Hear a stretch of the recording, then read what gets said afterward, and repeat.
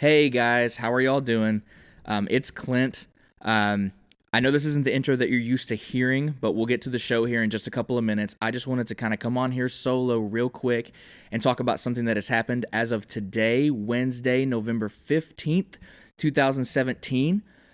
Jeff Long has been fired as the athletic director of the University of Arkansas. Now, we recorded the podcast yesterday on November 14th on a Tuesday, and this hadn't happened yet, so we hadn't had a chance to talk about it. And this happened just this morning at about 10 or 11 a.m., and so I wanted to kind of come on here and give my 2 cents before we got into the show. I have no notes on this at all. I really don't have a ton of information on it. I just wanted to kind of talk about it here so it could be included. I'm going to read the official statement given by the Chancellor of the Board of Trustees, Joseph Steinmetz, on this decision and everything like that. I'm just going to read it verbatim. The decision to change leadership in our athletics department is not an easy one and was made after great deliberation, discussion, and thought, after consultation with the Board of Trustees and President Bobbitt. Since coming to Fayetteville in 2008, Jeff has led our department with character and integrity and helped move us forward in so many ways. However, over the past year, Jeff has lost the support of many of our fans, alumni, key supporters, and member of the university leadership, support that I believe is critical in our pursuit of excellence. We want to thank Jeff for his commitment and service to our university and to the state of Arkansas, and on the behalf of the Razorback family, I want to wish Jeff and his family all of the best in the future. Okay, that is the official statement on Jeff Long's firing as athletic director at the University of Arkansas by the Chancellor, Joseph Steinmetz. And the phrase in this just that jumps out to me is key supporters. He lost the support of key supporters. Are those the boosters that we're talking about? Is that Jerry Jones? Is that the Walton family? Because this, and look, I know I've on past episodes I've read something that was written on Arkansas Fight that said to fire Jeff Long, and I've gotten heated and said that Jeff Long needs to go too. But this decision, I'm split halfway down the middle on, because if you look at it on one side, Jeff Long is incredible for business. He has done amazing things for the university, and all of the sports are doing really well except for football, obviously. But he's done a lot of really good things, and everything seemed to be going really well in all the other sports. So as an athletic director, I think that he does a fine job. But on the other hand, he has strayed so far away from a lot of the traditions at Arkansas, and he's kind of taken us in a really commercial and kind of just vanilla ice cream direction. And I think that a lot of the fans didn't like that. I think a lot of the fans felt alienated by that. And I think that whoever is appointed, I don't know, I don't really know any names that are floating around right now for athletic director. I'm not really in that circle at all.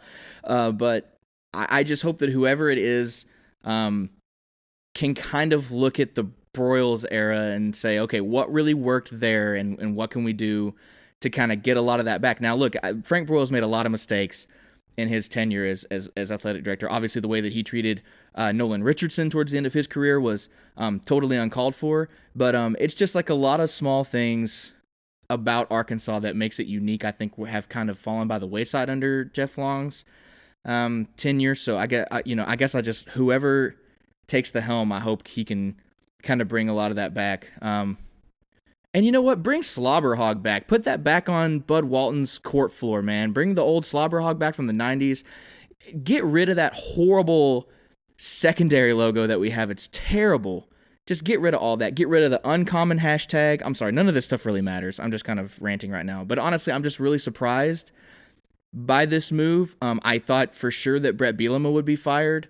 But I did not expect Jeff Long to be fired. I know the Board of Trustees met about a week ago and had a long talk. I did not think that this was coming. I thought that they would give Jeff Long one more hire, but seeing as he's out, I think that definitely we will see Brett Bielema leaving.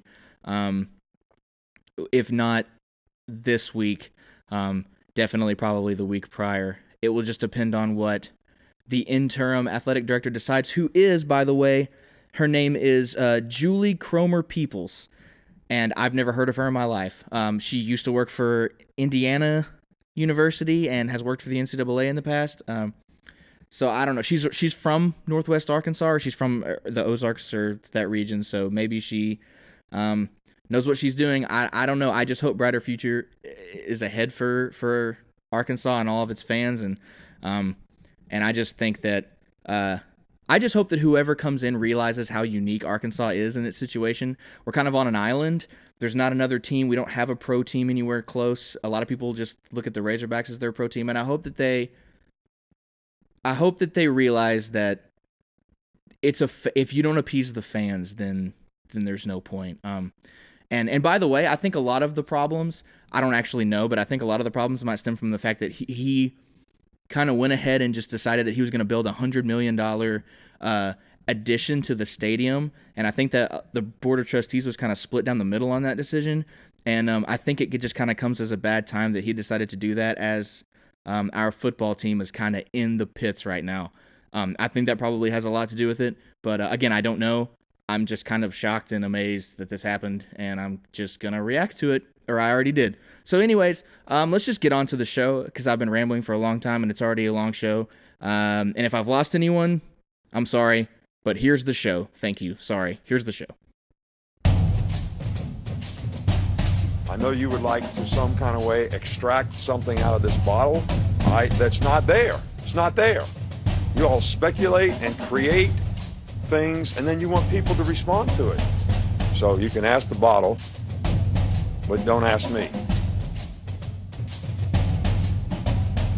Well, Mitch, old buddy, old pal, how are you holding up?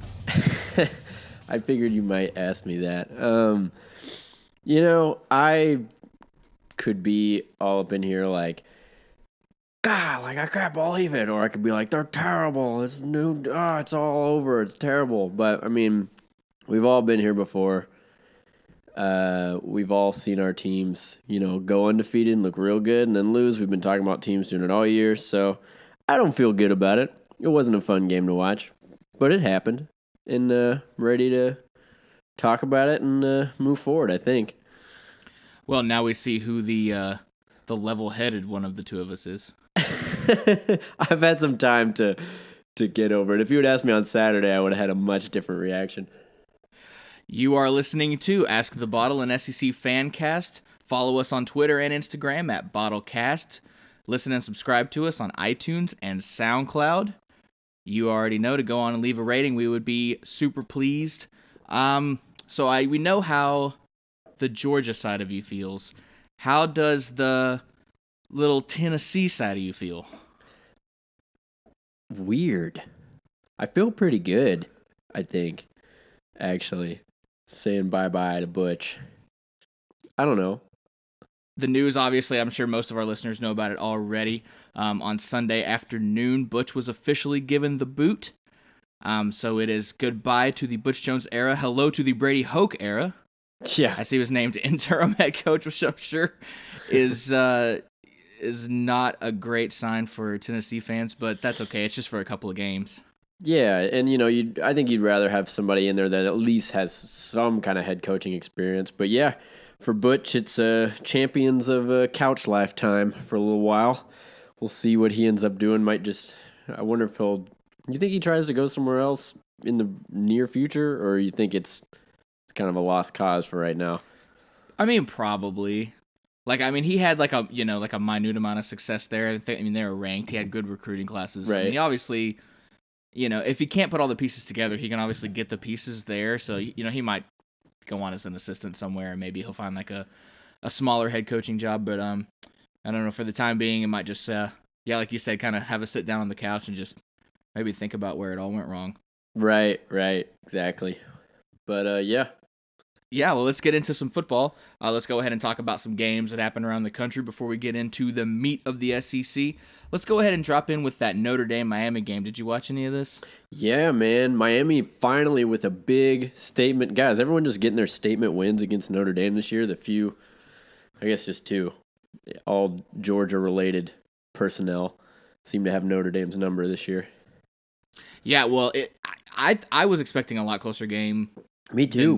I had all but picked Notre Dame to win, actually. I was just like, Miami hasn't played anybody really. Like, Yeah, this was probably the just going to game be for them to lose, right? Yeah, well, I think Miami just kind of like made a little bit of a case for the playoff. Oh, no Just doubt. like, hey, I think we should be in the top 4, and I kind of am on that side now too.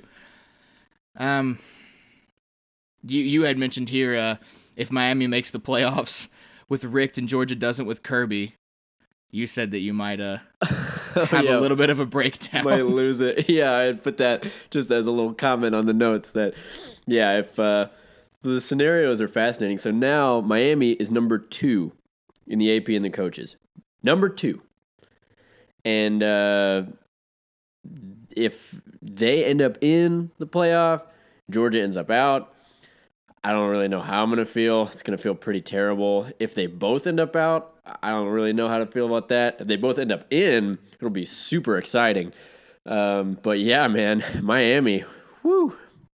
Yeah, same deal as last week. It is Tuesday, so we haven't quite had the official committee rankings come out yet. But I imagine that Miami will find themselves somewhere in that top 4. Definitely. And I imagine that Georgia will probably find themselves somewhere in the 5 to 7 range, but we'll just have to see where they put them in relation to Auburn. But moving right along into the Big 12, number 6 TCU. Oh, by the way, the score of that past game was Miami destroyed Notre Dame 41-8. In the Big 12, number 6 TCU loses to number 5 Oklahoma in a big way, 38-20. And the Sooner offense under Lincoln Riley is easily the best in the country, in my opinion. Can they make a run this year? Yeah, I mean, they're rolling right now, and this was obviously an enormous game. Tough draw for TCU. Well, not draw, but, I mean, I don't know. Just tough loss for TCU. Tough that these teams ended up 5-6 in this game, but I definitely thought Oklahoma was the better team, the more explosive team, and yeah, man, I absolutely think they have a shot. Yeah, they will probably find themselves. This is a pretty big statement win. They'll probably find themselves again in that top 4 this afternoon as well. Moving into the Big 10, number 12, Michigan State gets trounced, I guess is the word you could say, by number 13, Ohio State, 48-3. Statement win for Ohio State. And Urban Meyer. I think if they win out, they might be the first 2-loss team into the playoffs. I could see it. I mean, what a weird journey it's been. You know, I mean, they got blown out by Iowa, then they blow out Michigan State, and they beat Penn State, and then Penn State gets beat. It's just like, all right, what? Like, are you guys just trying to make sure none of you ends up in the playoffs? But anyway, yeah, I don't know, man. I don't know what to do with them. Well, yeah, the Big Ten is really weird this year because, you know, you have an undefeated Wisconsin on one side, and then you have all this nonsense happening on the other side, and you know, I mean, if Ohio State, like I said, finishes out strong, if they finish out beating Michigan, and especially if they beat Wisconsin in the conference championship game, like, I'm not saying it's right. I'm just saying that's what the committee's going to do. Right. They're going to put them in the playoffs with 2 losses. Yeah, no doubt. I mean, you know, they have 1 conference loss, and yeah, it's pretty much all wrapped up for Wisconsin on the other side. So yeah, I mean that Big Ten championship is looking bigger and bigger as this unfolds. And on to the Big 12, we have number 15 Oklahoma State just skirting past number 21 Iowa State, 49-42. And the fact that Iowa State was able to keep up with Oklahoma State, to me, speaks volumes about the coaching job that Matt Campbell's done there. It's just like a whole different football team. No doubt. No doubt. Yeah, this is an exciting game. Oklahoma State, say what you will, win or lose, you know, as long as they're ranked, those games are really fun to watch. Yeah, no kidding. Just to roll off a few quick scores, I feel like these games needed just a quick mention before we drop into the SEC. Number 17, Virginia Tech falls to unranked Georgia Tech, 28-22. I know that Georgia Tech game is kind of looming on the horizon right now. Oh, it's looming. Number 23, NC State just squeaks past Boston College, 17-14. Boston College is obviously a better football team this year than they have been. But it's still kind of, we were really high on NC State earlier, and it's just kind of like, okay, guys, what's going on? Yeah, they're hanging on. Number 20, Iowa loses to number 8, Wisconsin in a big way, 38-14. Obviously, Wisconsin has already clinched their spot in the Big Ten championship game, and they have another statement win at home. Right. So you want to... Yeah, to me, that was a big win for them, regardless of circumstances. I mean, Iowa definitely made the case that they're no easy win, and I think the Badgers need as many big wins to their case as possible, especially, as we get closer. Well, and that's just, again, I hate to keep going back to this, but that's just another, like, it's just a sad state that we live in, that, like, name cachet has such a huge hold. Right. We're sitting here talking about Wisconsin destroying Iowa, a team that just beat Ohio State by, like, 30-plus points. Yeah. And we're sitting here saying that if Ohio State wins out, they're going to get the nod over Wisconsin. But we'll see. I mean, anyways, that's how it goes. Yeah, if Wisconsin manages to if they win out, they beat Michigan and Minnesota, really Michigan being the big game there. I don't know. It's interesting, but I do think that you're right. I mean, some things never change, and as of right now, that would be the way it would go. Well, you know where it just means more than all this? The SEC. You know where football is just more important, I guess, here than everywhere else? It's the SEC. It's the SEC. Why does that? Why don't you kick off? Why don't I? Why don't you? All right. I'm just gonna dive right in. Okay. So, Georgia-Auburn game. It finally happened in Georgia. Auburn forced Fromm to throw the ball. They had the secondary to back it up. They put a lot of pressure on him. And Auburn just won this game, man. I mean, like, it wasn't, no miracle, no, fluke, no big play at the end of the game. I mean, it was just a flat-out beatdown. Just real quick, what's worse to you, being as someone who's lived through this type of Georgia Auburn game and like a Miracle at Jordan-Hare type of Georgia Auburn game? Which is worse for you, that type of loss or this type of loss?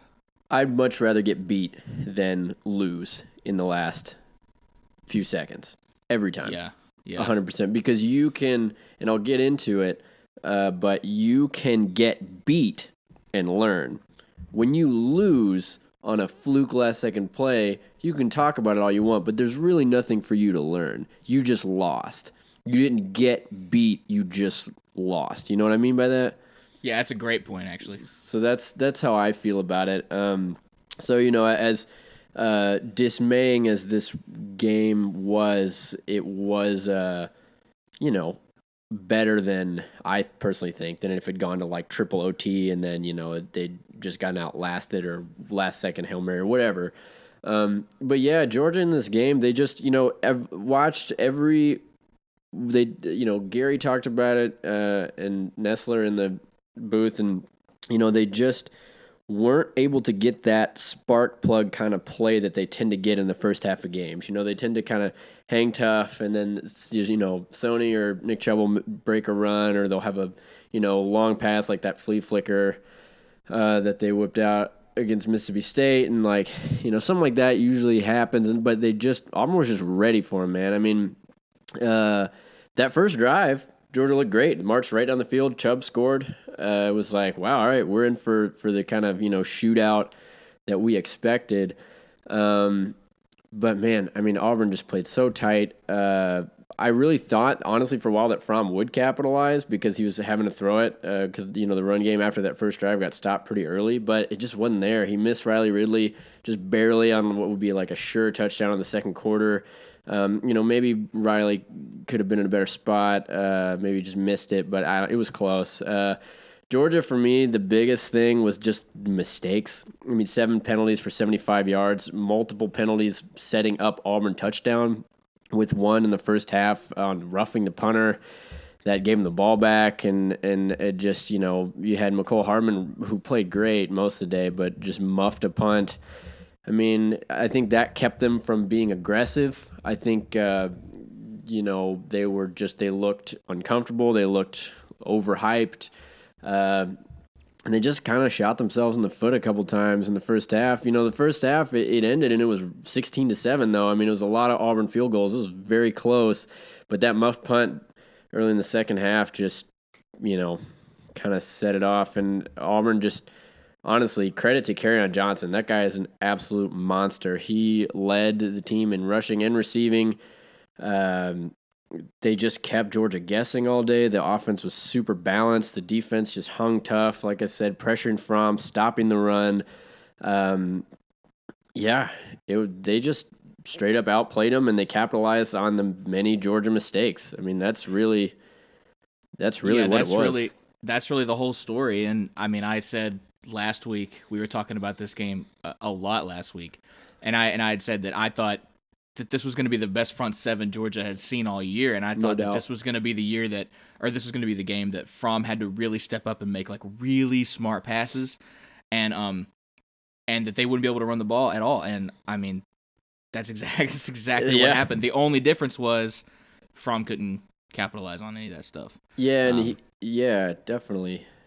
And Auburn, and also Auburn's offense was way more explosive than I thought they were going to be too. I thought they were going to struggle really bad.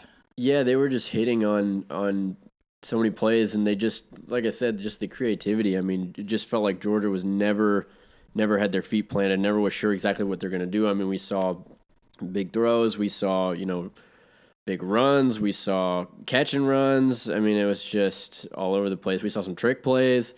And yeah, I mean, it was close there in the first half. It looked like it was really going to be, Georgia definitely was not Auburn was definitely in the driver's seat in the first half, despite the close score. But I honestly thought that second half was going to be closer, but, just mistakes. That's basically it for me. A lot of incompletions. Fromm did have to throw it. He threw it 28 times, 184 yards, just 13 completions. Yeah, Chubb, 11 carries for 27 yards. I don't even have to say that's the lowest on the year. Sony didn't do much else. The team averaged 1.4 yards on the ground with, Kerryon Johnson on the other side, 167, and I don't have to go all the way through it. I mean, great game by Auburn. Truly, I wanted to just break down. So I have this really is honestly, just in a pure football sense, extremely entertaining that Auburn won this game just because there's so many different scenarios. So I kind of broke down like my optimistic and my pessimistic view for each team. So if we start with Georgia, the pessimistic view for Georgia is, oh man, the team isn't as much of a contender when it really comes down to it, as people might think. Obviously that could be seen as a little dramatic, but you get what I'm saying. Maybe they get beat in the SEC championship and they land in a upper mid-tier bowl, depending on whether they beat Georgia Tech and Kentucky. So that's the pessimistic view, because obviously they're in the championship no matter what. So they either win out, honestly they could lose out and they still go to the SEC championship. Win or lose, they end up in some sort of bowl. The optimistic view is, the loss is, I see it as kind of like, I would much rather see this team get punched in the mouth and lose before the SEC championship. So, maybe they kind of get things together. They kind of realize what they need to change, what needs to be different, how they're going to handle it when a really tough defense shuts down the run game. Maybe they go and they win in Atlanta, and then they're basically they still control their own destiny in a sense here, in my opinion. And I just think that optimistically, if they win the SEC championship, as long as they win out there, it really doesn't make much of a difference to me that they lost this game. Yeah, absolutely. I mean, if they beat Alabama in the championship, what we assume will be Alabama in the SEC championship game, they're definitely into the playoffs. Yeah, and you're exactly right. They have almost like a fresh start in the playoffs, right? Because this game doesn't matter, if that happens, right? Then if we look at Auburn, pessimistic view, if they lose the Iron Bowl, then they just go to an upper mid-tier bowl. That's basically it. They win the Iron Bowl, then it's a rematch in the SEC championship, and that's, to me, the craziest scenario. So then we think about, well, if Auburn wins again, got to go to the playoffs, in my opinion. Do you think? I was curious to ask you about this. Let's say it ends up being Auburn and Georgia in the SEC championship. Do you think that Auburn winning, automatic playoffs, right? Provided Georgia wins out. That would be all right. Let's tough, see. Right? Let's see. If they beat, that'd leave them at like 10-2, right? Regular season. Yeah, or 11-2. It would be 2 10-2. losses. It'd be 10-2. It'd be 10-2. Right. They'd be 11-2 with the win. Oh man. And they would have beaten. They would have beaten. Then, top ranked Alabama and a Georgia team with only one loss. Right. Exactly. To Alabama, which they beat. Right. I just said that they would let. You know what, man? I don't know that they would let Auburn in. If they win out, you think no way? Or not no way, but you think they might? I'm not saying no way. But the thing is okay. Who has Auburn lost to? Auburn's lost to LSU and Clemson. Mm-hmm. Ohio State has lost to Iowa and Oklahoma. So it's like they've both lost to a really good team and then like an all right team. That's still ranked, albeit by 4 points. I don't know, man. That's a hard one. I'm going to go ahead and just say that if Auburn wins out, they get into the playoffs. Yeah. I think they get in. I think like at the end of the day, the committee's just going to go, SEC team with only a loss to they're in. It's tricky though, right? I mean, you see it is tricky. In a world where Miami, Wisconsin, Ohio State, well, I guess, oh man, it's so tricky. There's so many factors. It would just be insane. Somebody in this scenario, if, most of the good teams, barring which conference they're in, stay where they're at and win out, or whatever, somebody's got to get left out. And I think that you're right. I think it comes down to history. Well, let me say this. Sorry, by the way, there's a construction crew like right outside my window. So if there's any noise, sorry. I can't even hear it. But let me say this. If Auburn wins out and gets into the playoffs with 2 losses and Ohio State wins out and gets into the playoffs with 2 losses, if we have two loss teams getting into the playoffs for the first time, then I think the conversation about like a 6-team playoff will become really real. Because I agree. That's a good point. Like if you're going to be having like multiple 2-loss teams getting to a 4-team playoff, like that's just not, like I hate to say that's just not cool, man, but that's not cool, man.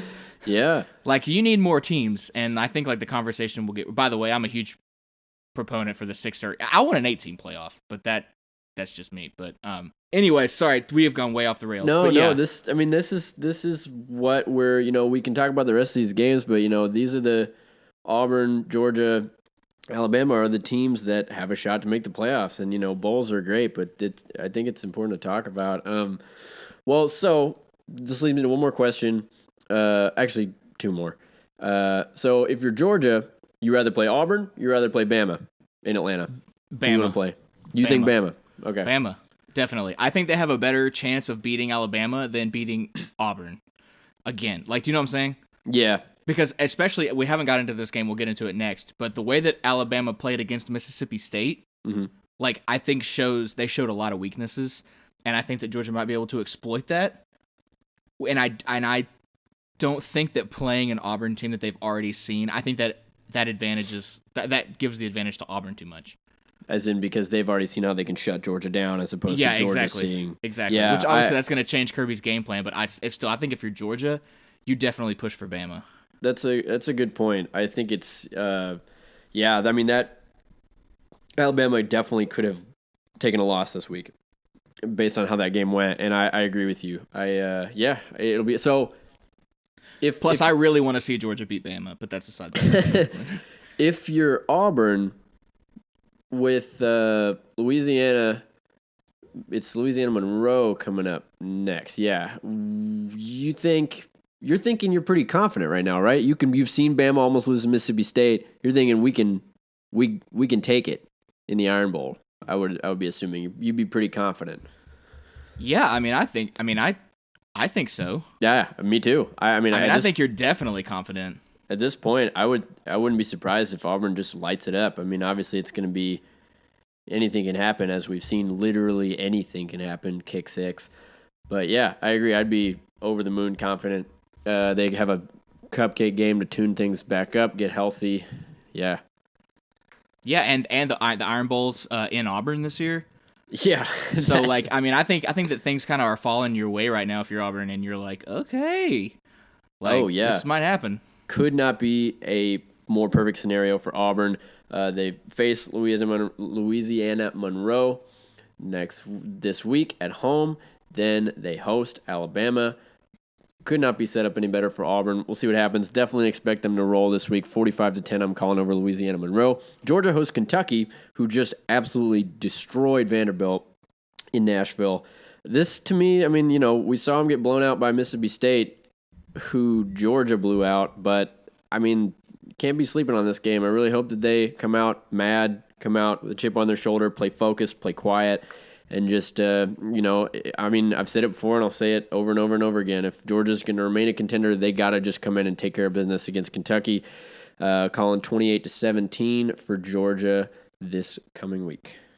I agree with you. And let me close out this little section by just saying one more thing. I think that their only chance at making a run at all this year is to win out. I think that's obviously, we're talking about Georgia here. Yeah, no doubt. But I think that if you do win out the rest of your regular season, your biggest challenge being Georgia Tech, which you obviously can't sleep on. But I think if you win out and you get to that conference championship game and you lose to like Alabama, then you're still going to be in a New Year's Six bowl. Yeah, we're talking. You're a two-loss SEC Bowl, team. Yeah, you're in the Orange Bowl, you're in the Sugar Bowl, you're in the Cotton Bowl. I'm not exactly sure what the official like playoff bowls are this year, but you're in one of the big ones. Rose Bowl maybe. So you're like, it's gonna be a great end of the year for Georgia, regardless of this loss to Auburn. No doubt. I just think, the hype. I wonder, just talking from a fan level and regarding fans, I just wonder what everyone sees as a success and what everyone sees as a failure. Not that I'm just curious to see how the fan base reacts. You know what I'm saying? Well, I've fully bought my ticket to the national championship Georgia train, so there's still a chance. Yeah, we will certainly see, but it should be very interesting. Anyway, let's kick it on back over to the West and keep it rolling.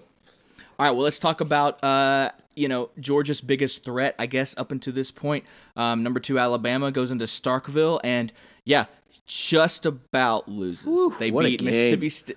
Right? This was a great game. So frustrating, but still a good game.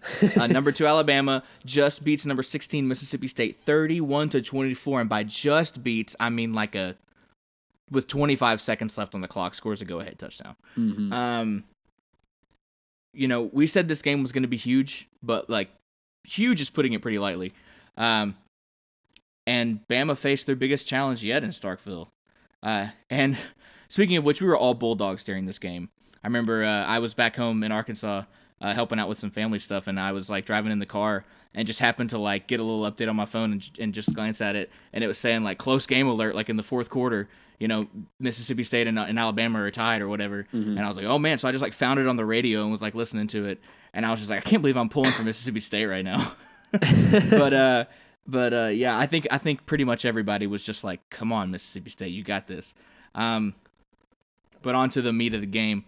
The Bulldogs were more efficient offensively than Alabama on every down in this game. No doubt. Which is the biggest stat to me. It was so weird for them to just play that weird game against UMass and then come out against Alabama. I said they were going to choke. They came out against Alabama and way outplayed them. Yeah. Way outplayed them. Yeah. Nick Fitzgerald and Jalen Hurts performed pretty comparably. Hurts was 10 of 19 for 242 in a score. Fitzgerald, on the other hand, 13 of 24 for 158 and a rushing touchdown. So, I mean, it wasn't one quarterback was just phenomenal and the other one wasn't good. They both had their merits. And Grantham's Mississippi State defense looked a lot more dominant than Alabama's. At least in the front seven, they did. Yeah, they look strong. And that's what I was just thinking about. I mean, racked up a pretty good number of sacks, bringing that pressure. Yeah, it was I'm sure they would have liked to have limited Hurts to a little less passing, which ended up kind of being the difference. But yeah, man, I mean, they played tough. If I'm Mississippi State, I don't feel one bit bad about. I mean, obviously you feel bad because you just want somebody to just get the upset. But they gotta feel good about this, right? I mean, I figure. Oh, absolutely. I think it's a crushing loss just to lose at the last second, like you just talked about how you'd rather just get whooped all game long. Oh, no doubt. And it was, it's hard to lose like that. But it's funny that you mentioned they would have rather had Hurts throw the ball less. Almost half of Jalen Hurts' passing total came within the last 5 minutes of the ball game. That's what I'm talking about. You just figure you hang tough all night, and then but that's Jalen Hurts for you. I mean, that's why the guy is, live, breathe football. I mean, he can really just zone in, and I don't know. Well, it's almost like he gets better. He's like a robot. He doesn't really get tired. and the Grantham defense, the secondary especially, like I'll rave about the front seven, but the secondary made some mistakes, and especially by the end of the game, they were gassed. It's just those last couple of drives by Alabama. The receivers were able to find the soft spots in the defense. Hurts was able to step up and make good throws. Yeah, they're just that's well what conditioned. That's what ended up winning the game for him. But on the other side of the ball, this was impossible to see at the time, and may still be a moot point now. But Mississippi State's mistake was punting on that last drive. I know it was a 4th and 11. Like going back and watching this game, it was a 4th and 11. I get it, but Bama had at least been able to get into the red zone on their previous 3 drives. Like it wasn't. I mean, they were taking control of the game.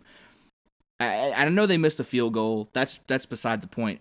But I know it's a 4th and 11. But Mullen should have pulled the trigger and gone for it. Yeah, they should have. It was tied. The clock was winding down. It was like 45 seconds on the clock, 30 seconds on the clock. That's just my opinion, but well, yeah, hindsight 2020, I guess.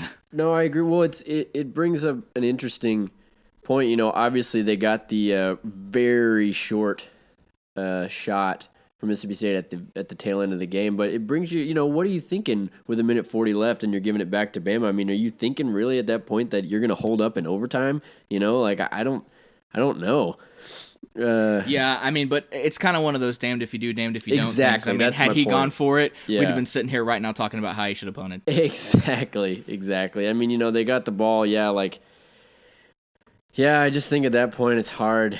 It's just hard. I mean, they were at their own 22, and you go for it there, and you're basically giving the game away unless you get it, and it's tricky. And really, I feel for Dan Mullen, and I really feel for the Bulldogs because they coached a great game, they played a great game. It's just like that last 2 minutes, they just didn't have anything left in the tank, and it sucks to see. We all wanted Mississippi State to win that game, but Alabama keeps rolling. They're still undefeated.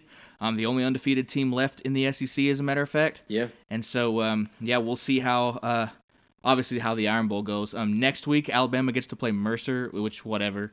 That's just, man, I know I have friends that go there, and it's pretty close to Savannah. It's in Macon, and that's just why. What kind of draw? We got to play Alabama at the end of the year. Oh, gotta boy. play Alabama week 11. Woohoo. Or week 12, sorry. And, anywho, yeah, they're going to win. I'm calling it 51-13, which, I mean, I don't really need to provide a score prediction for that, but I did it anyway.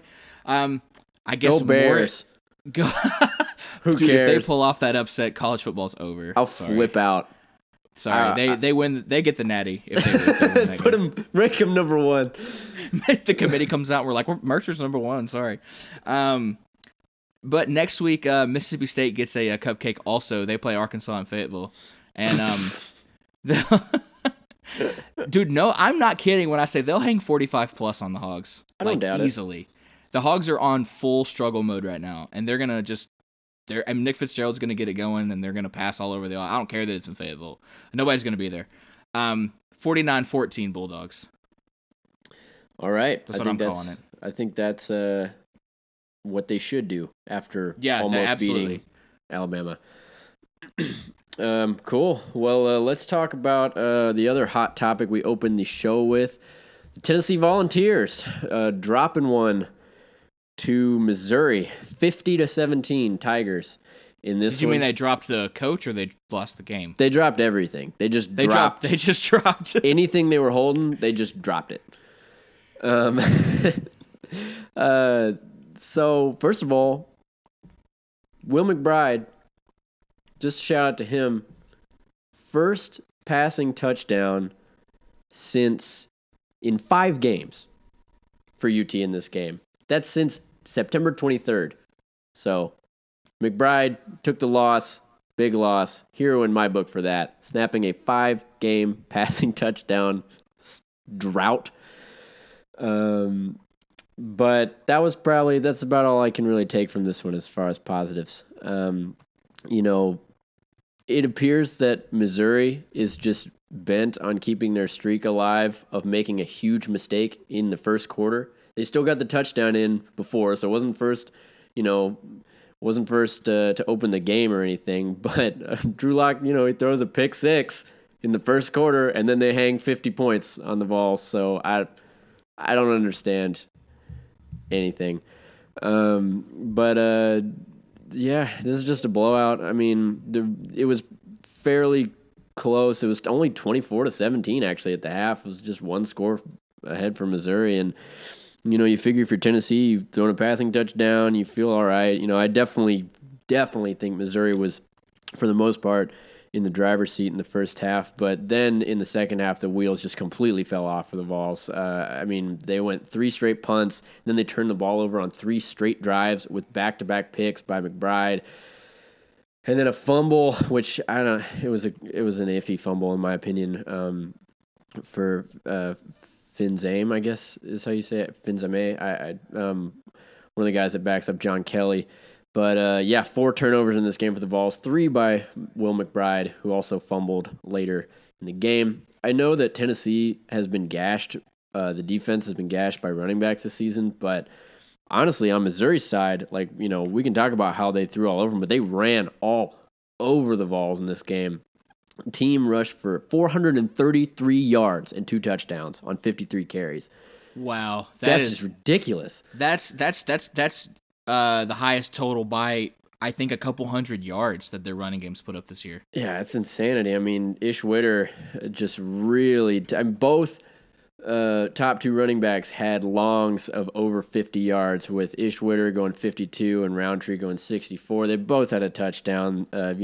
Ish was 216 yards. Roundtree was 155. Pick your poison in this game. They just balled out. So it leads me to ask, is Missouri good now? Or is this just the fact that they played Idaho, UConn, Florida, and Tennessee, 2 not great teams, and 2 teams that are arguably struggling harder than they have any time in the past decade? Missouri is a combination of getting better and a scheduling that's playing out super, super awesome for them. Oh yeah, like they're getting like you can see it. You can just see it happen. Like they're getting better. Which comes with confidence comes with playing better, and I think the competition is helping the confidence out, but you're actually seeing them getting better. It just happens to be that they're also playing some pretty bad teams right now. I completely agree. They're beating these teams by 37 points on average, which is pretty impressive, just objectively, but I totally agree with you. They got Vandy and Arkansas next, so this trend ought to just continue right along to the end of the year. Missouri maybe playing in a bowl before it's all said and done. I think they will. I think they've pulled a complete 180 from the beginning of their year, and I think we will see them in the postseason. Yeah, that's kind of fun. Well, the big news: Butch is gone. Everybody, $8.2 million buyout, paid monthly through February 2021. My dad and I were joking about how when you watch the game, it's like nobody really wanted to get into the camera shot with him when they were like showing him on the sidelines. It was just like all back away. It was just solo Butch. You just imagine everyone being like, I don't really want to be in that shot. I'm so surprised it's taken Tennessee this long. Well, I mean, we were so, we had talked about how, okay, smart enough of them to just let him go. You're going to pay him absolutely. anyway. I expected him to finish out the year. Yeah, we're so But close. I'm surprised that they didn't. Right. Part of me was still like, they got to fire him this week. No, still no. Okay, well, all right. And then they get blown out again. Oh, they got to fire him. It's got to be this week. And then they just never do it. And then they finally pull the trigger. They get blown out by a team that's been blowing out struggling teams, and they're starting their 3rd string quarterback who they had to take the red shirt off of, and then this is when they decide to fire him. Yeah, it just, you never know what goes on. But anyway, big buyout for Butch.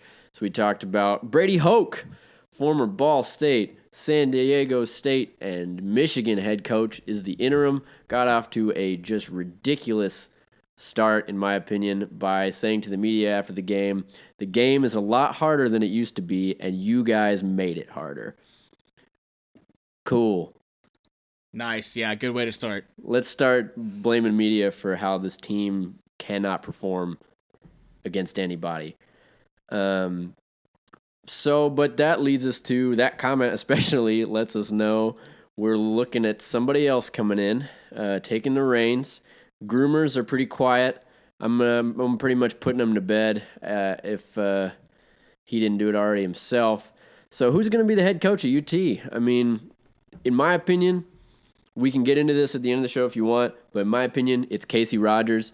He's the Jets defensive coordinator. He's been getting some buzz about it lately. He's a native of Tennessee, played defensive line for the Vols with 2 SEC championship wins, played in the Cotton Bowl, Sugar Bowl, Fiesta Bowl. You know, I mean, I wasn't super hot on it at first, but I was talking about them hiring up, and to me, this is hiring from up above, and I think it'd be pretty cool. Might be somebody to look into. Vols fans, if you're not already familiar with him, he seems like a pretty great guy. Was a great player, hometown guy. Maybe some Kirby Smart-esque magic, having played there. Yeah, man. I don't know. That's just my thoughts out of the gate. Yeah, it's an interesting. I hadn't even heard of that guy before. I didn't even know that he was in the conversation, but that would be a definitely interesting hire. That'd be a safe one, that's for sure. No, no drama associated with that hire. I don't think at all. Right. Which, I mean, I don't know if you heard about all this stuff about Butch Jones already trying to recruit against Tennessee, telling recruits go anywhere but Knoxville, and stuff like that. No, so it's like for an athletic department that is kind of like on fire right now, that might be a little bit of like burn aid to hire something like that. Yeah.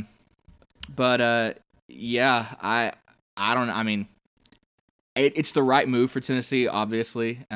Again, surprised it's taken this long, but it's just like we said whenever Jim McElwain got fired, it's just another shoe to drop. There's going to be many more. No doubt. And this just adds to the melting pot of the coaching carousel in the SEC. Right, adds to the fun. The Vols, they're playing LSU next week at home, and they're not going to win this game.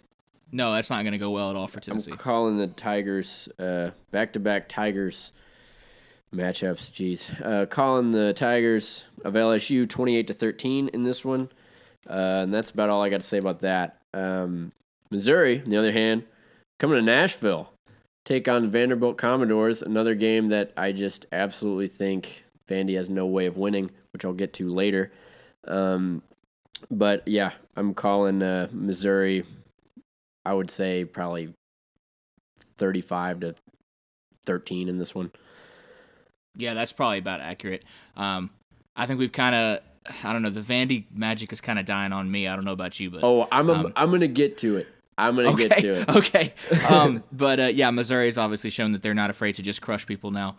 So yeah. I think that's probably going to happen again. I originally had my projection at 35-17 for Missouri winning this one, but just while we were talking, I was thinking, and I was like, yeah, I'm going to bump it down to 13. I don't think Vandy gets. That's probably safe. 2 field goals and a touchdown instead of 2 TDs. Anyway, enough of that. Let's kick it over to the West once again. All right. Well, talking about LSU a little bit. Arkansas lost to LSU to nobody's surprise. They lose to the number 24 Tigers 33-10 in Baton Rouge. And a little bit of good news for Arkansas before I get to the bad news for Arkansas. It seems that the prerequisite for firing your head coach is losing to Missouri, as we've seen with Florida and now with Tennessee. So hopefully just a couple of more weeks, guys. Just hold it out, and when we get blown out by Missouri, hopefully they'll fire Brett Bielema. But that's neither here or there. Some off-the-field news for Arkansas. This is the bad news, Mitch. Yeah. I can't believe this. This is just some more bad news. I shouldn't say it's the bad news. But quarterback Cole Kelly, Swole Kelly, Swag Tebow, our man. We've grown very fond of him over this season. He was arrested at 8 a.m. on Sunday morning for a DUI in Fayetteville. So that's not going to fare well for his future. Come on, buddy. Yeah, I don't know. Maybe we should call him Parole Kelly. He was. This is not kidding. I'm not kidding about this at all. He was arrested on Steamboat Drive. You can't make that up. That is too funny. God, the level of irony and just it's like Arkansas is like a show that we're watching, and it just keeps getting worse and worse and more ironic and more ironic. This is rock bottom for Arkansas under Brett. This is the worst season Arkansas's had in my lifetime. Like, I know a lot of older guys are going to be talking about the Jack Crow era, and that was pretty bad. That was well before I was born. But since I've been alive, this is easily the lowest the program has sunk. Just because there's nothing left to look forward to now. Like, that's it. It's done. We're calling it in. The last game I actually had fun watching was the Texas A&M game, and that was way back in week 4. So it's just kind of like over right now for Arkansas football, seeing as the basketball team is looking amazing and is pretty much almost guaranteed to make some sort of tournament run this year. Most fans have already kind of checked out at this point. I was online looking around the other day, and tickets to the Mississippi State game, conference home game, are $6 for nosebleeds. Just $45, Mitch, for the low price of $45, you can buy a ticket lower bowl 50-yard line for Arkansas Mississippi State. That's time to call it in. If your tickets are less than $50 for 50-yard line seats, that's it's over. It's done here. Yeah. It's it's all over but the crying and the firing. And so we'll see when the hammer does come down who all gets the boot. I'm assuming that we will probably clean house as far as coordinators go, which is a shame because I really like our offensive and defensive coordinator. I think they're really great. But I just don't see them hanging around either. Let's get to the game. The first half of this game was super lame. There was no good defense. A couple of offenses struggling to find even a hint of rhythm. Hogs and LSU going to halftime tied at 7-7. So it's not really a lot of exciting football. In the second half, though, Arkansas got back to their roots with another classic total team breakdown. Offense stalled, defense loosened. LSU ran with it, scored 26 more points, win the game 33-10. Etling played pretty well for LSU, 11 of 16 for 217 and 2 touchdowns. Yeah, he was a little banged up, too. Austin Allen started this game for some godforsaken reason. 13 of 23 for 176, no scores, no picks. It's not terrible, but it's not good. I don't know why he started. I wish Cole Kelly would have gotten a full official start in his last game in an Arkansas uniform, but I guess we don't get that. Geis got loose again. He had 21 carries for 147 yards, 3 touchdowns on the ground. That's incredible. He good. He's really good. Overall, Arkansas looked its usual garbage in this game, and LSU looked average at best. They looked like a 25th to 30th best team in the country. Like, not bad at all, but not an upper echelon team really this year. Nothing special on either side of the ball, but probably good enough to go to a decent bowl and probably win it. I see them having a good into the year. Obviously, they have to play Tennessee next week, which they're going to win. I'm actually calling LSU in that game 30-17, so similar scores from us. Yeah. And they have to play Texas A&M as their last game of the year, which they'll probably end up beating Texas A&M as well. So they'll end up going to a pretty good bowl this year, which is good for them after they lost to Troy. Had a couple of hiccups, but Orgeron's kind of got them in the right direction right now. The offense is finally clicking, defense is stepping up, and they'll have a good end of the year, I think. I agree with you. I think they're putting it together. They've had some good wins. They've had some rough games. We will certainly see. And Orgeron used to coach at Tennessee, so we'll see how that little homecoming goes. I imagine Orgeron has coached like everywhere. So many places. I feel like Ole Miss, especially in the SEC. Yeah, Ole Miss, Arkansas, LSU now, Tennessee. Coached for the Saints for a little while, for like a year. Which, by the way, whenever he was an assistant at Arkansas, they asked him this in the post game conference, or I don't know, before the game or something. Some media member was talking to him. They asked him what his favorite pastime was. He said, to date, his favorite pastime was when he coached at Arkansas as an assistant. His favorite pastime was driving to practice, eating coleslaw out of a styrofoam cup. No way. Did he That's really real. say That's that? real life. He said that. That's real life. Oh no. That was his favorite pastime, and I don't know where. What does that even mean? I've been to Northwest Arkansas a lot, and I don't know where he got that coleslaw from, but it's probably good coleslaw, man. If you're able to drink it from a styrofoam cup, that's good I want to try that coleslaw. Yeah, it's gotta be creamy, that's for sure. Now that was way back in the '80s, so it might not even be around anymore. But anyways, I just wanted to tell you that because that just cracks me up, man. Oh man, coleslaw. Anyways, we already talked about it, but Arkansas plays Mississippi State next week in Fayetteville, and they'll get drudged. Again, I'm calling it 49-14 Mississippi State. And, I cannot look forward more to basketball season right now, Mitch. Yeah. At least as an Arkansas fan. Yeah, let's hope for something better there. But wait, I did hear Brett Bielema said it's about to turn around. I promise. Oh, I'm sorry. I almost forgot the best part. Yeah, you provided me. Thank you, sir.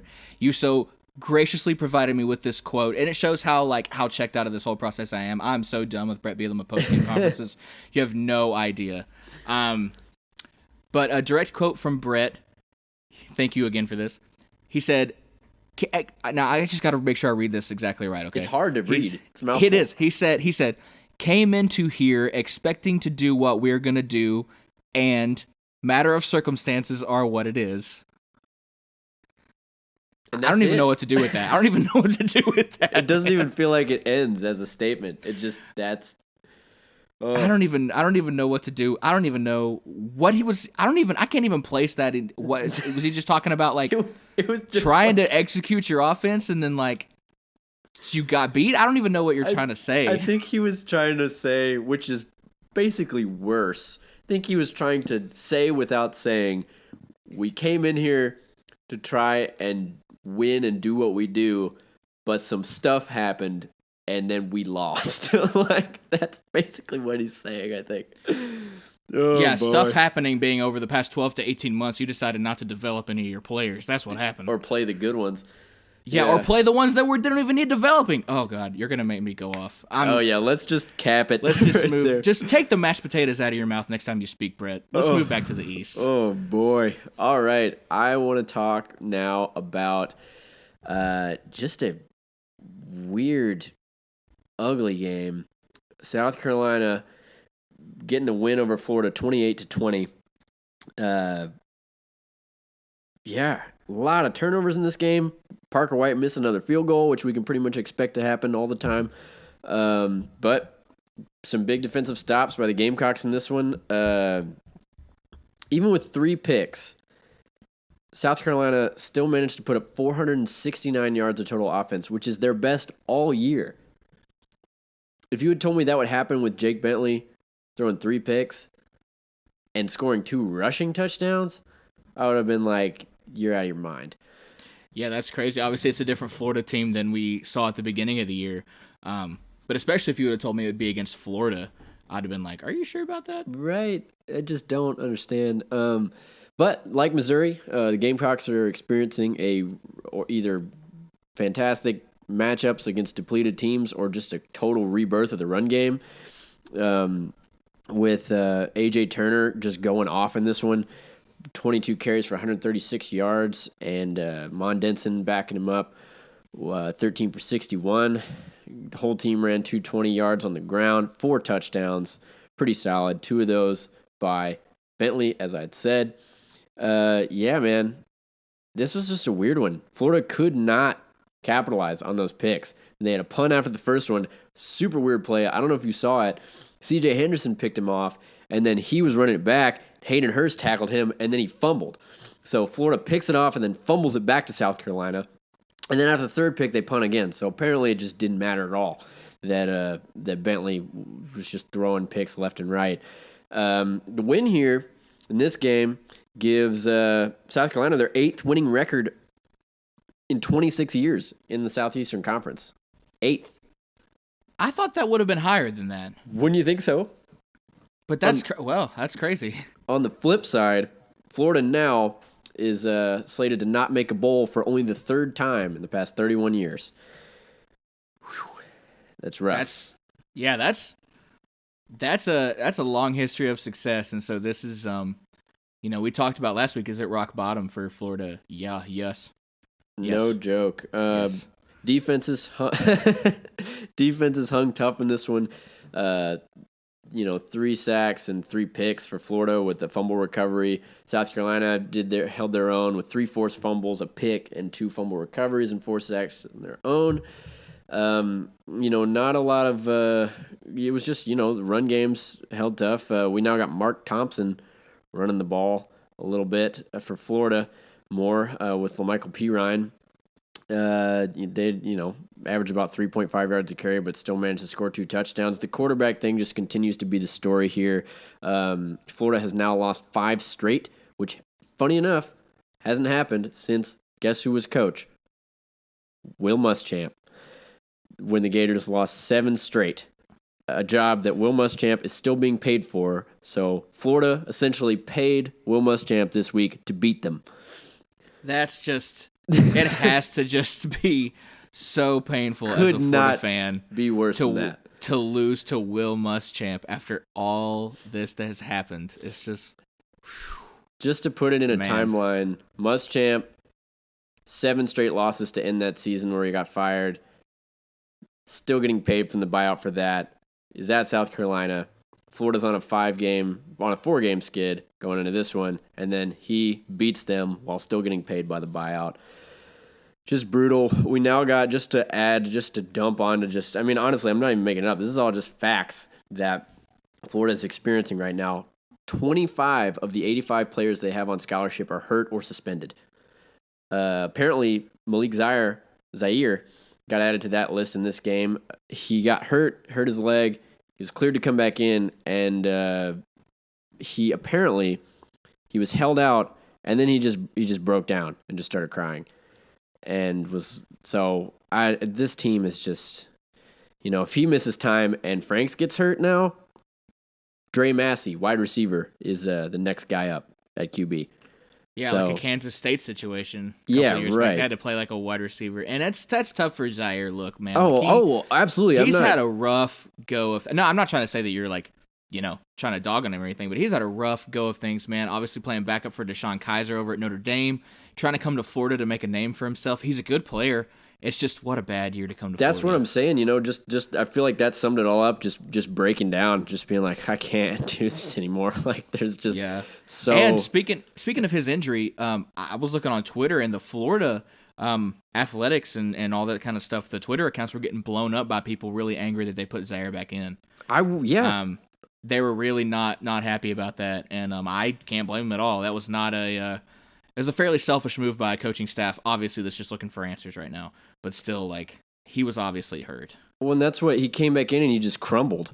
And it was like, get him out of there. And now they're calling him day-to-day. But, I mean, the dude's banged up. And, yeah, that's why I only mentioned it, just because, obviously, it goes without saying, 100%, you just never, ever want to see a guy hurt. You definitely never want to see a coaching staff who handle these kids put a guy back in, and then to see the guy, just break down in tears, or to hear about it rather from the post game, it's just like, come on, guys, like this just doesn't sit well with anybody.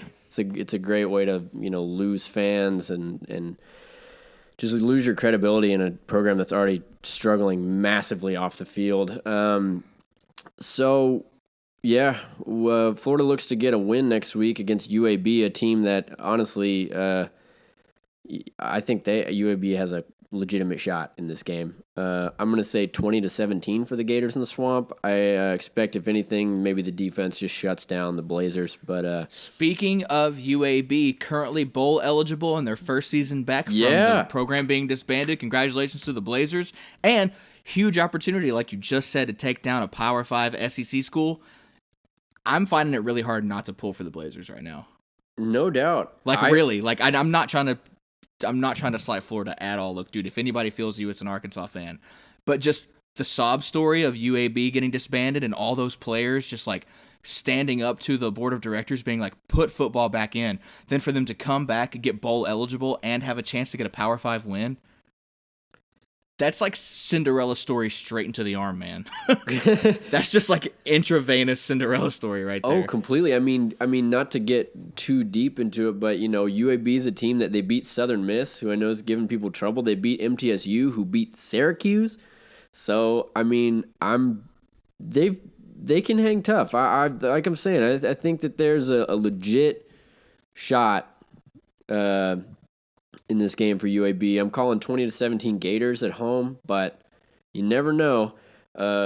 Just off of that, we're now hearing plenty of buzz about Chip Kelly being basically vetted for the University of Florida football head coaching position. Weird way to say that.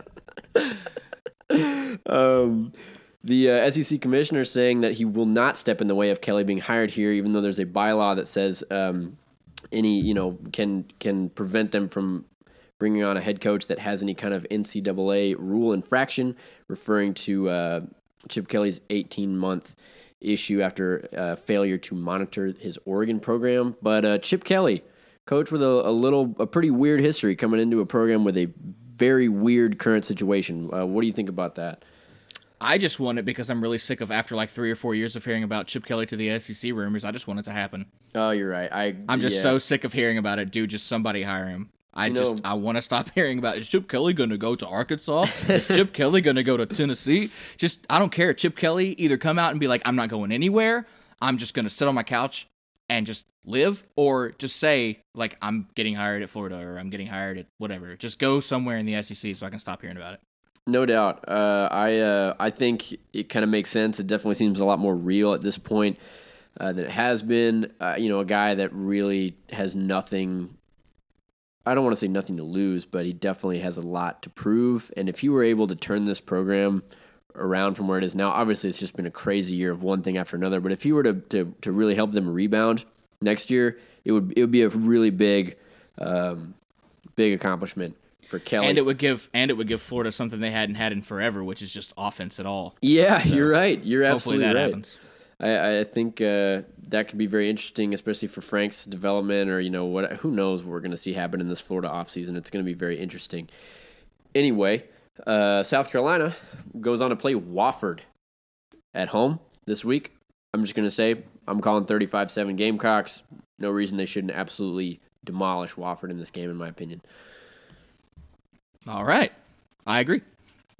All right. Well, we are running super over the time limit right now, so let's fly through these last few games. No doubt. Seeing as in the West we have a couple of blowouts, nothing really super interesting about these games. Ole Miss beats Louisiana. I want to call them Louisiana Lafayette so bad, but they don't want me to do that. So they're Louisiana. They beat Louisiana 50-22 in Oxford, not really even close. It was just another crazy offensive day for Ole Miss, and we haven't been given enough credit to their receiving core at all. I think they're the best receiving core in the country. Ole Miss top 3 receivers all averaged at least 18 yards a reception, with A.J. Brown recording 14 catches for 185 yards. Good Lord. Jeez. Ta'amu has another great dual threat game, 418 yards passing, so 3 good. scores. He's really good. He's so good. He's better than Shea Patterson. Oh, man, yes. I agree. He's way better than Shea Patterson. He's way smarter with the football. 17 yards rushing, 2 touchdowns on the ground. That's 5 touchdowns all day. I don't know if you heard that. Goodness. Ole Miss defense looked pretty good against the Louisiana offense. That hasn't been great, but they still looked good. They had 3 sacks. They got in the backfield 4 times. The Rebels play Texas A&M in Oxford next week, and I've kind of changed my tune on this game a little bit. I had originally thought this as an Aggie win. You kind of convinced me otherwise, and I think at the end of the day, you're right. How consistently explosive this Ole Miss team has been on offense, and it's in Oxford. The Rebs take this one, man. I'm calling it Ole Miss 42-37 over A&M, high scoring and close. Wow. Yeah, I agree. It's kind of the last gasp for both these teams this season, more or less. Yeah, I agree with you. I think it'll be a really good game, honestly. And Ole Miss, speaking of which, Ole Miss has well overperformed expectations this year, and I'm super impressed by that. Obviously, no postseason, but if I would have told you that they'd be scoring like 50 routinely on people, I don't think you'd believe me. I just think none of us expected this Tamu stuff. I mean, he's just so good. They got to really be happy. But I mean, next year we're going to be talking about Ole Miss a lot, I feel like. Yeah, they're going to be lethal next year. When they have a real head coach in place, they're going to be really good. And it's so funny that they had a really good quarterback. He goes down and they replace him with an even better one. It's just hard to compete against them. No doubt. I mean, yeah, you just wonder if this season, if you put, obviously you never know circumstances, but if you put Tamu at another school, what does he do? How well does he Exactly. play? Like, put somebody in contention that maybe wasn't. Anyway, well, you want to move it right back along to the Kentucky Vanderbilt game? Let's move it to the east. Cool. Kentucky just making a late season statement against Vanderbilt, 44-21 in this one. I'm going to say it. We alluded to it. Vanderbilt is bad. They are bad. Yeah. They're not good. They are. Yeah, they are. Ralph Webb scored first with a 37-yard rushing touchdown late in the first. He's now 10th all time in the SEC in rushing yards, past Emmitt Smith. It's pretty crazy. But then Kentucky scored 34 unanswered points. Benny Snell kept his hot streak rolling. Dude is a sophomore now and already holds the Kentucky career rushing touchdown record with 28 and is the SEC's current leading rusher. That's got to feel good for Kentucky going into next year. Kyle Shermer must have just been good pocket passers throwing picks this past weekend. He threw 4 picks on 43 pass attempts in this game, which, to what some would consider one of the worst secondaries in the SEC, that's insane. He'd only thrown 3 picks all year. We just now have proof that just, Vandy is just not good, man. No more Kool-Aid for me. I'm done. I do really believe that Kentucky has the ability to play at a high level, but there's no excuse to have a blowout in this game. What just summed it up is Lynn Bowden Jr., when he fumbled inside the 5 on a long catch and run in this game with 3 Vandy players around him, no other blue shirts, and Vandy still didn't get it. Kentucky still recovered it and then scored. It's just ridiculous. Just everything going wrong for Vanderbilt.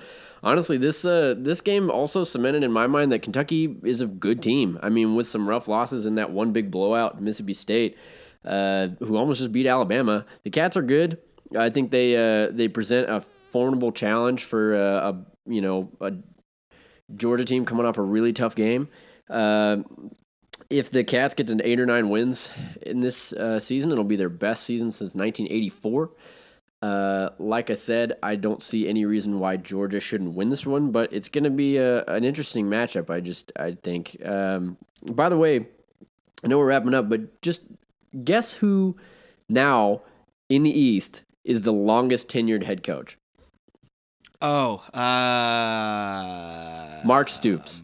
Okay, yeah, Mark Stoops. Sorry, I was just going through my head okay, no. Right? Yeah. Yeah, that's crazy. They said it to him in the post game, and he was like, "Really? I am." How is that possible? Yeah. This 7th win grants him even more time as it kicked in a 1-year contract extension through 2023 with a $250,000 bonus for Mark. I'm really starting to become, maybe I'll start drinking the Kentucky Kool-Aid at this point. I'm kind of starting to like believe... that gif where Homer Simpson fades into the bushes and comes back out just the two of us with the little Vandy things just fade in and just next year we're just Kentucky's good. Right, exactly. So yeah, I don't know, man. It's interesting to me because we're seeing an opportunity where a coach is just having the chance to fully take a program and just try and rebuild it from scratch. And I really think we're seeing that come to fruition a bit with Mark Stoops. I think that some pieces have been in place, some have been out of place, but I'm kind of becoming a bit of a believer. We'll definitely see in this one, but yeah, a strong performance. For the Wildcats in this one. I mean, tons of rushing touchdowns. You got Benny Snell going off, like I said. 3 touchdowns for him. Steven Johnson, holding his own, 195 yards passing. Kyle Shermer, rough game. He did have the rushing touchdown, but in addition to the 4 picks, he had the 2 fumbles. He didn't lose any, but just couldn't get much rougher for Vanderbilt at this point. Although shout out to Vandy for it was a really interesting veterans tribute. They had the names of fallen soldiers on their jerseys, which I thought was a super awesome special thing to do. Yeah, that's pretty cool. I like that. Yeah. Vandy plays a red-hot, virtually Missouri team, as I had said, this coming week in Nashville, and just expect Missouri to roll. As far as Vandy goes, I could see them beating Tennessee. I definitely don't see them beating Missouri. So that about wraps up the East for me, man. I know we talked about most of the coaching stuff. You got anything else? Yeah, I got one more game in the West. It's another blowout. New Mexico loses to Texas A&M. Oh, yeah. At Kyle Field, 55-14. Mm-hmm. Like I said, not a lot of interesting stuff about this game. Kevin Sumlin, I was kind of wondering if he was still going to be out as head coach. A&M is currently the least dumpster fiery of all the underperforming teams in this conference, so he's kind of fallen out of the hot seat talk, but I think he's still gone. I just don't think people are really talking about him as much. Christian Kirk had another awesome game against New Mexico, 4 catches for 120 yards and a touchdown, and he returned a 90-yard punt return for a score. Nick Starkel gets the nod at QB. Played pretty well against a bad defense, 21 for 30, 416 yards, 4 touchdowns, and no picks. It's a good quarterback performance. Aggies defense got the job done. Augie, shout out to my dog. Aggie defense got the job done. They held New Mexico to just 24 yards passing, which is horrible, and 120 yards on the ground. In fact, one of New Mexico's 2 touchdowns came on a 100-yard kickoff return by Elijah Lilly. So, yeah, not a great offensive performance by them. Already talked about it, but next week the Aggies go to Oxford to take on Ole Miss, and I don't think they'll be able to get it done. 42-37 is what I'm calling in that game. And back to Kevin Sumlin, I just kind of think that they've done just enough to kind of fly low this season with everything else that's happened in the SEC. They've kind of just gotten drowned out by the rest of the noise, but I still think that in an Aggie bubble, I think fans are over it. I think I think the kind of, I don't know, the boosters are over it.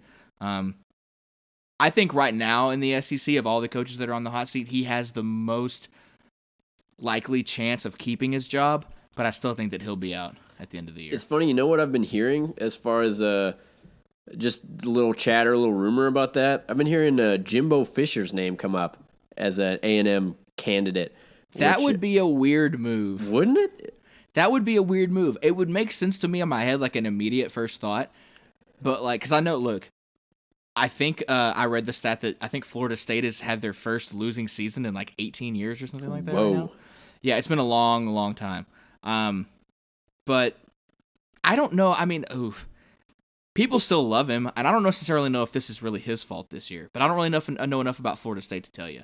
Right. Well, he, it'll definitely be interesting. I've also heard that he is willing to hear what Tennessee has to say as well. Multiple coaches are cited as saying that he is, quote, willing to listen to Tennessee. So we will certainly see if anything happens with Jimbo after a very rough year. You know who Tennessee should hire? Who? Dan Mullen. You know, they asked Dan Mullen about it, and he was basically just like, I love my job. No. Yeah, that was I laid the sarcasm on pretty thick there. I don't think Dan Mullen should leave Mississippi State at all. I think what he's doing there is amazing. I missed it over. I guess I missed it through the phone. Then I was like too much in like coaching rumor mode. I was like, no way, stay there, Dan Mullen. Don't get out of there. We'll see what Tennessee does, but I totally agree with you. There's absolutely no reason for Dan Mullen to leave just a flourishing, in my opinion, Mississippi State program to go to Knoxville at this point. Well, and if they have a great rest of the season and win their bowl game, he's just one step closer to being the best coach in their history. Oh yeah, absolutely. Already well on track to do that. What else we got? You said Scott Frost to Florida. That would be interesting. I read the little rumors about the charter jet flying to Orlando from Nebraska. I think if Nebraska comes calling for Scott Frost, he's going to go there. Yeah, I was basically just going to leave it out at this point because I don't know. I'm looking at the Chip Kelly thing and just kind of one of those things. I was like, he's a Florida guy.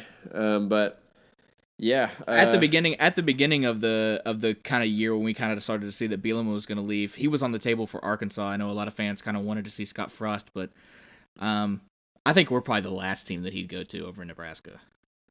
So,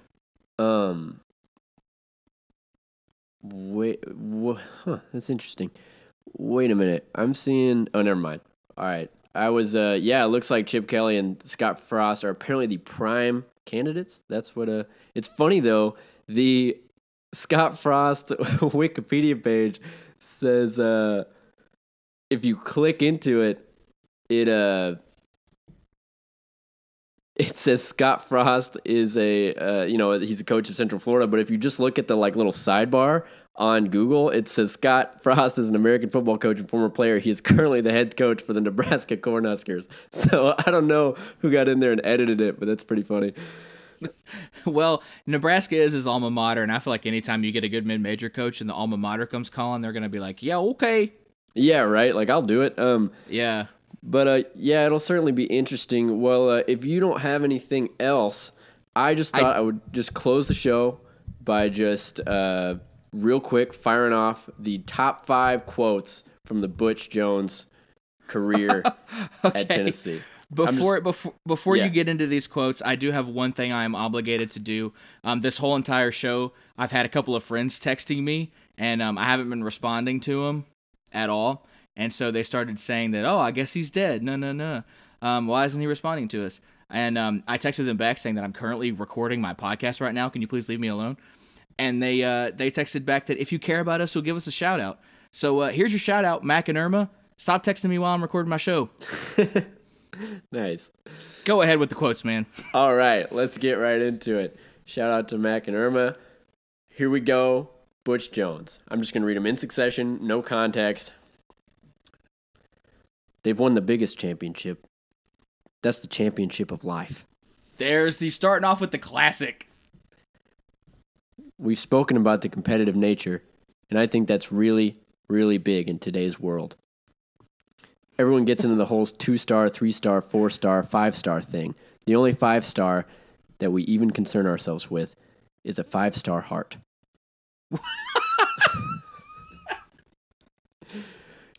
You don't have to get a physical rep to get a rep. You can get a leadership rep. Leadership. Every brick is symbolic of every position within our football program. That's why we still give bricks out when we start training camp with a brick-by-brick mentality. Do you know who he sounds like? He sounds like when you start like an office job and you have like an awkward assistant manager who's trying to like get you to understand like the company's policies. He's like, we have a brick-by-brick mentality here. Last one. After a 41-point loss to Georgia, Butch is cited as saying, the last 2 years have been some of the best years in the last 20 years of Tennessee football. That's it. Is that including the national championship or? That is. I started with the classic. I wanted to end with some lesser known gems. Is that including the Peyton Manning? I can't say. Look. It's a good thing that he's gone, but I can't say I'm going to miss those post-game conferences. Oh, his red tomato face, man. Oh man. Oh my gosh, dude! It contrasted with his orange sideline jacket so well.